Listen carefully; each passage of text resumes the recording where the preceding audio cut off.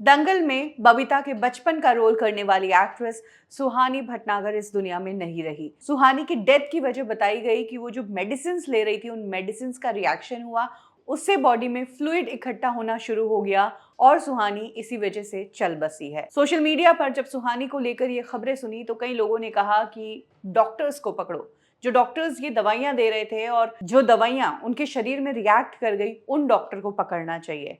और अब सुहानी के पेरेंट्स ने बताया है कि आखिर ये फ्लूइड कब से जमा होना शुरू हुआ और कैसे उन्हें पता चला कि फ्लूइड जमा हो गया है और क्यों वो सुहानी को नहीं बचा पाए जानते हुए भी।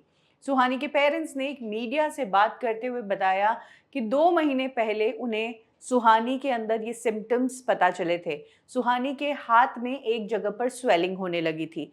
पेरेंट्स को लगा कि ये स्वेलिंग कोई स्किन प्रॉब्लम है। वो स्किन के डॉक्टर को दिखाने के लिए भी गए, लेकिन धीरे धीरे वो स्वेलिंग बढ़ने लगी और फाइनली बाद में जब उन्हें पता चला, उनको थोड़ा लेट मालूम चला ये स्वेलिंग किसी स्किन डिजीज की वजह से नहीं, बल्कि अपने फ्रैक्चर के लिए जो दवाइयां सुहानी ले रही थी उसका रिएक्शन हुआ है और सुहानी के शरीर में पानी भर गया है। तब डॉक्टर्स ने फ्लूइड को निकालने का इलाज शुरू तो किया था, लेकिन तब तक बहुत देर हो गई थी। तब तक वो उसको रिकवर नहीं कर पाए। और सबसे बड़ी बात, जिस डॉक्टर ने फ्रैक्चर की वो दवाइयां लिखी थी, उस डॉक्टर ने कभी नहीं कहा कि इन दवाइयों के रिएक्शन में इस तरह की चीजें हो जाती है। कई बार पेशेंट्स के शरीर में फ्लूइड भी इकट्ठा होना शुरू हो जाता है। डॉक्टर्स ऐसा कुछ नहीं कहते कि किसी मेडिसिन का रिएक्शन हो।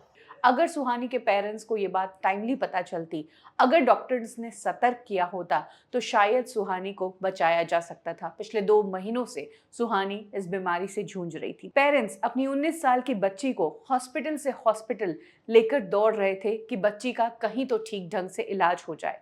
इलाज होना शुरू हुआ ही था कि सुहानी की हिम्मत टूट गई और उनकी डेथ हो गई।